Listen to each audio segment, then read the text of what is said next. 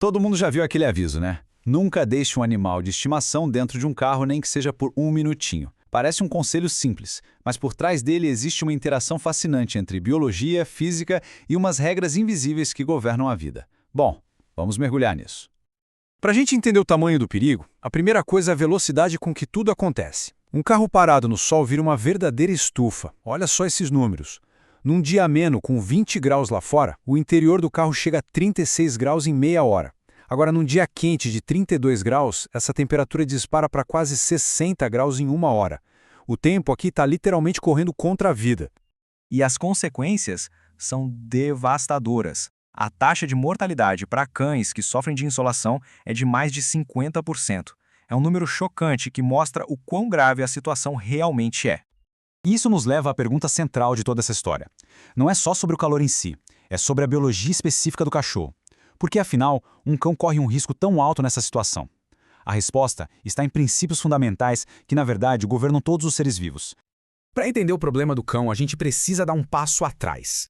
Todo organismo no planeta, de uma bactéria minúscula a uma baleia azul, tem que resolver o mesmo problema: como gerenciar a temperatura do corpo. E existem basicamente duas grandes estratégias para isso. De um lado, temos os endotérmicos. Somos nós, os mamíferos, as aves. A gente gera nosso próprio calor por dentro. Somos os famosos de sangue quente. Do outro lado estão os ectotérmicos, os chamados de sangue frio, como os répteis e os peixes. Eles dependem de fontes externas, como o sol, para aquecer o corpo. E isso, claro, leva a comportamentos bem específicos.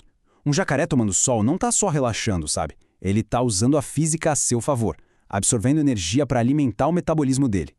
Ele passa o dia se movendo entre o sol e a sombra, numa dança constante com o ambiente para manter a temperatura ideal. Mas tem mais uma camada aqui, uma lei da física que é tão fundamental que afeta cada criatura viva. É o que chamam de tirania da escala. O tamanho de um bicho não é só uma característica, é um fator que determina toda a sua estratégia de sobrevivência.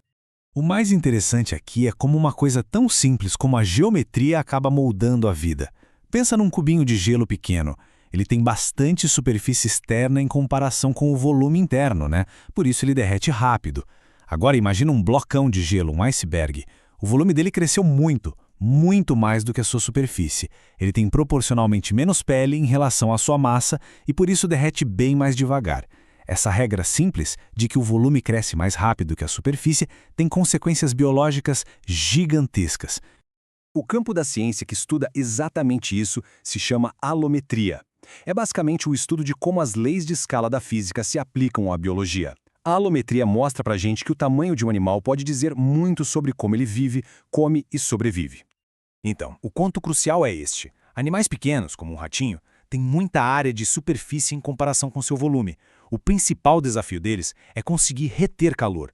Eles perdem calor para o ambiente muito, muito rápido. Já os animais grandes, como um elefante, têm um problema oposto: pouquíssima área de superfície para um volume enorme. O desafio deles é como se livrar do excesso de calor gerado por aquele metabolismo imenso. A natureza, claro, é cheia de soluções geniais para esses problemas. Os animais não são só vítimas dessas regras da física. Eles exploram essas regras. Vamos ver como isso funciona na prática. Olha só a tartaruga de couro. Ela é um ectotérmico, um réptil de sangue frio. Mas ela é tão gigantesca, com uma relação área-volume tão baixa, que ela consegue reter o calor gerado pela atividade dos músculos de um jeito super eficiente.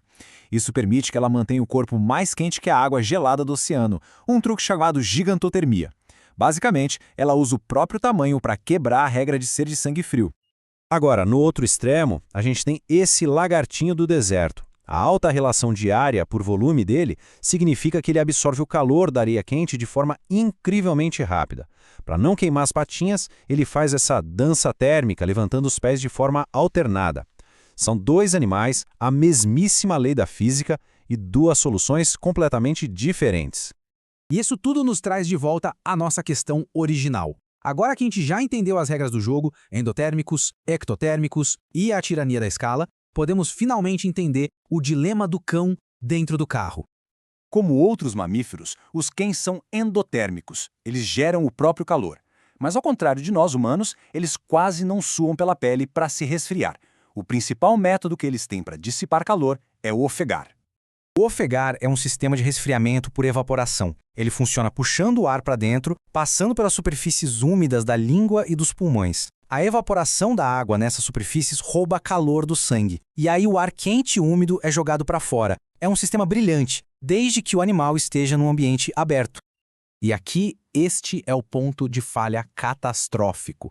Dentro de um carro fechado, todo aquele ar quente e cheio de umidade que o cachorro expele fica preso ali dentro. Em questão de minutos, a umidade do ar chega a 100%. E quando o ar está saturado de vapor d'água, a evaporação simplesmente para de acontecer. O único mecanismo de resfriamento do cachorro é desligado.